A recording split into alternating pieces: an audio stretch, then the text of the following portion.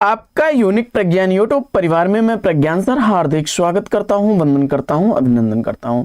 प्यारे साथियों, गत विद्या अध्ययन श्रृंखला का 5वां वीडियो लेकर के आपके बीच उपस्थित हूं।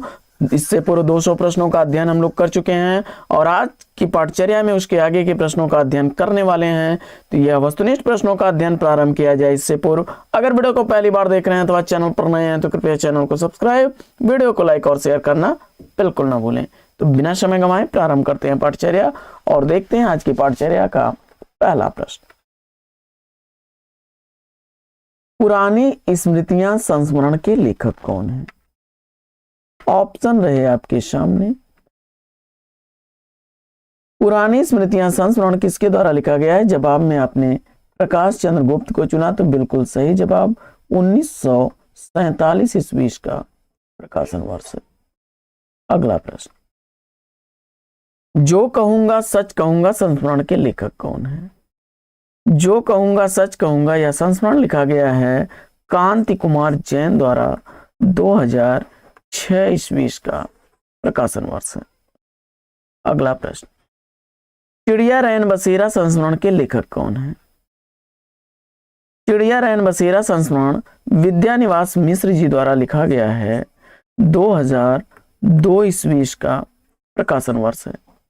अगला प्रश्न, पिंजरे में मैना आत्मकथा की लेखक या लेखिका कौन है? पिंजरे में मैना आत्मकथा किसके द्वारा लिखी गई है? जवाब में आपने चंद्र किरण सोनरेखा को चुना, विकल्प ख बिल्कुल सही जवाब 2008 ईस्वी इस आत्मकथा का प्रकाशन वर्ष है। अगला प्रश्न है कि नागफनी आत्मकथा के लेखक कौन है? नागफनी आत्मकथा का लेखक आपको बताना है। राइट आंसर आपने चुना रूप नारायण सोनकर जी को 2007 ईस्वी इस आत्मकथा का प्रकाशन वर्ष है। अगला प्रश्न है कि 60 वर्ष एक रेखांकन आत्मकथा के लेखक कौन है? 60 वर्ष एक रेखांकन आत्मकथा किसके द्वारा लिखी गई है? जवाब में आपने शमिंद्रानंदन पंत चुन करके बिल्कुल सही उत्तर दिया। अगला प्रश्न है कि जूठन आत्मकथा के लेखक कौन है? जूठन आत्मकथा किसके द्वारा लिखी गई है? ओम प्रकाश वाल्मीकि उत्तर चुन करके आपने बिल्कुल सही जवाब दिया 1997 ईस्वी का प्रकाशन वर्ष है। अगला प्रश्न है कि बचपन के 2 दिन एवं यौवन के द्वार पर आत्मकथाओं के लेखक कौन है? बचपन के 2 दिन एवं यौवन के द्वार पर आत्मकथाएं लिखी गई हैं देवराज उपाध्याय द्वारा। विकल्प ग इस प्रश्न का राइट आंसर है। बचपन के 2 दिन 1958 ईस्वी की प्रकाशित रचना है। वहीं यौवन के द्वार पर 1970 ईस्वी की प्रकाशित रचना है। आगे, और वह जो यथार्थ या आत्मकथा के लेखक कौन है? और वह जो यथार्थ था आत्मकथा के लेखक कौन है? और वह जो यथार्थ था यह आत्मकथा लिखी गई है किसके द्वारा? विकल्प आपके सामने हैं।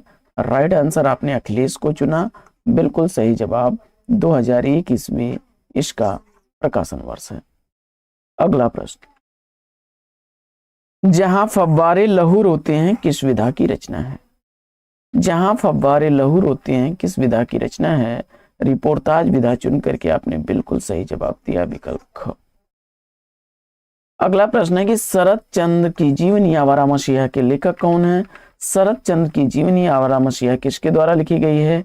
जवाब में आपने विष्णु प्रभाकर को चुन करके बिल्कुल सही जवाब दिया 1974 ईस्वी आवारा मसीहा का प्रकाशन वर्ष है।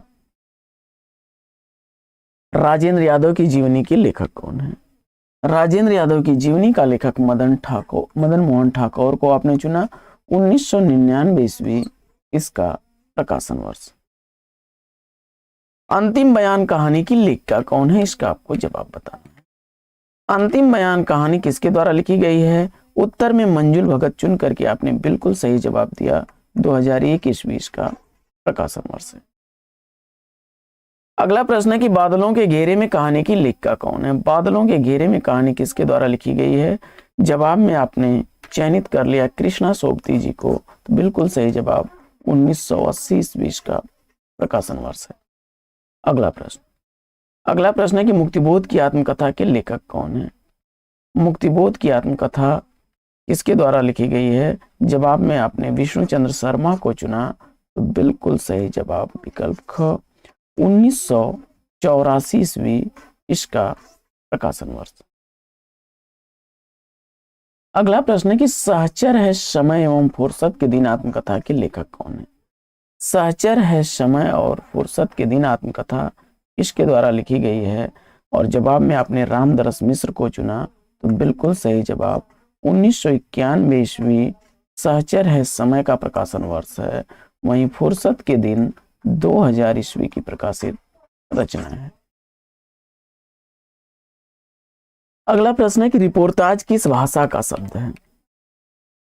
रिपोर्टाज किस भाषा का शब्द है? फ्रांसीसी भाषा चुन करके बिल्कुल सही जवाब दिया विकल्प घ। अगला प्रश्न, याद रिहानी रिपोर्टाज के लेखक कौन है? याद रिहानी रिपोर्टाज का लेखक कौन है? जवाब में आपने कृष्णा अग्निहोत्री को चुना, विकल्प घ इस प्रश्न का राइट आंसर है।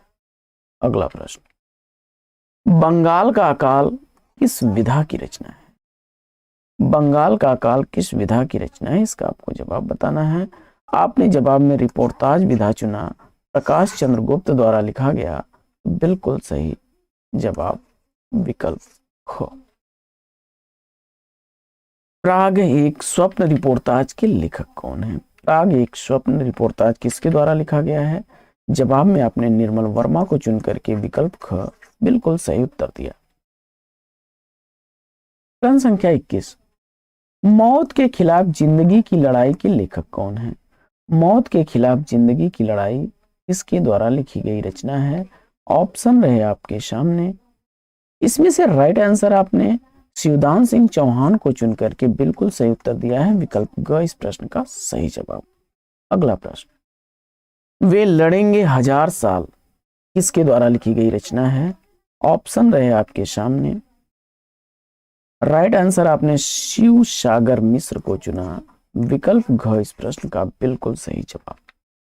अगला प्रश्न है कि एकांकी के दृश्य रिपोर्टाज के लेखक कौन है? एकांकी के दृश्य रिपोर्टाज किसके द्वारा लिखा गया है? इस प्रश्न का जवाब आपने फणीश्वर नाथ रेणु को चुन करके बिल्कुल सही जवाब दिया, विकल्प घ। अगला प्रश्न, रेखाएं और रेखाचित्र किस विधा की रचना है? रेखाएं और रेखाचित्र किस विधा की रचना है? इसका आपको जवाब बताना है। रिपोर्टाज विधा चुन करके आपने बिल्कुल सही जवाब दिया, यह उपेंद्र नाथ अस्क द्वारा लिखा गया रिपोर्टाज है। लाल धरती रिपोर्टाज किस पत्र में प्रकाशित हुआ? लाल धरती रिपोर्टाज किस पत्र में प्रकाशित हुआ? जवाब में आपने हंस को चुना, तो बिल्कुल सही जवाब विकल्प को इस प्रश्न का सही जवाब।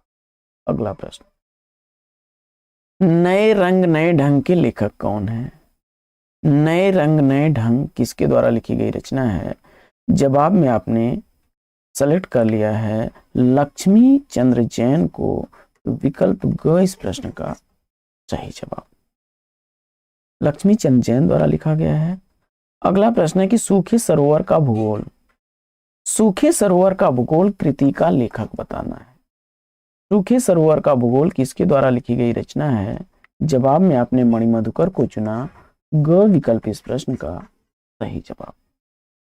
अगला प्रश्न, रंगमंच के व्यवहारिक अनुभव के लेखक हैं। रंगमंच के व्यवहारिक अनुभव किसके द्वारा लिखा गया है? जवाब में आपने उपेंद्र नाथ को चुना, तो विकल्प ग इस प्रश्न का बिल्कुल सही जवाब। अगला प्रश्न, हिंदी का प्रथम जीवनीकार माना जाता है। हिंदी का प्रथम जीवनीकार किसे माना जाता है? जवाब में आपने गोपाल शर्मा शास्त्री विकल्प ग को चुना, तो बिल्कुल सही जवाब दयानंद दिग्विजय 1881 ईस्वी में जो है ये प्रकाशित जीवनी है ये। अगला प्रश्न, महात्मा गांधी जीवनी के लेखक कौन है? ऑप्शन रहे आपके सामने। जवाब में आपने रामचंद्र वर्मा को चुन करके बिल्कुल सही जवाब दिया, विकल्प ख 1919 ईस्वी इस जीवनी का प्रकाशन वर्ष है। अगला प्रश्न है कि आचार्य रामचंद्र शुक्ल जीवन और कृतित्व कृति के लेखक कौन है? जवाब में आपने चंद्रशेखर शुक्ल को चुना। बिल्कुल सही जवाब 1963 ईस्वी इसका प्रकाशन वर्ष। अगला प्रश्न है कि अग्निसेतु नजरुल इस्लाम की जीवनी किसके द्वारा लिखी गई है? अग्निसेतु का रचनाकार आपने विष्णुचंद्र शर्मा को चुना। 1976 ईस्वी इस जीवनी का प्रकाशन वर्ष। अगला प्रश्न, भारतेंदु हरिश्चंद्र जी के जीवनी के लेखक कौन है? भारतेंदु हरिश्चंद्र जी का जीवन चरित्र बाबू राधा कृष्ण दास द्वारा लिखी गई 1904 ईस्वी की प्रकाशित जीवनी है। अगला प्रश्न है कि बापू के नाम से जीवनी के लेखक कौन है? बापू नाम से जो जीवनी लिखी गई है किसके द्वारा लिखी गई है? घनश्याम दास बिड़ला चुन करके आपने इसका सही उत्तर दिया है 1940 ईस्वी इसका प्रकाशन। अगला प्रश्न है कि कार्ल मार्क्स की जीवनी के लेखक कौन है? कार्ल मार्क्स की जीवनी किसके द्वारा लिखी गई है? और जवाब में आपने राहुल सांकृत्यायन जी को चुना, तो बिल्कुल सही जवाब 1954 ईस्वी इसका प्रकाशन वर्ष है। अगला प्रश्न, कलम का मजदूर जीवनी का प्रकाशन काल क्या है? कलम का मजदूर जीवनी किसके द्वारा लिखी गई है? जवाब में आपने चयनित कर लिया है मदन गोपाल द्वारा 1964 ईस्वी की प्रकाशित यह जीवनी है। विकल्प क इस प्रश्न का राइट आंसर है। सुमित्रानंदन पंत जीवन और साहित्य जीवनी के लेखक कौन है? सुमित्रानंदन पंत जीवन और साहित्य यह किसके द्वारा लिखी गई रचना है? जवाब में आपने शांति जोशी को चुना, तो विकल्प ग इस प्रश्न का बिल्कुल सही जवाब 1970 ईस्वी का प्रकाशन वर्ष है।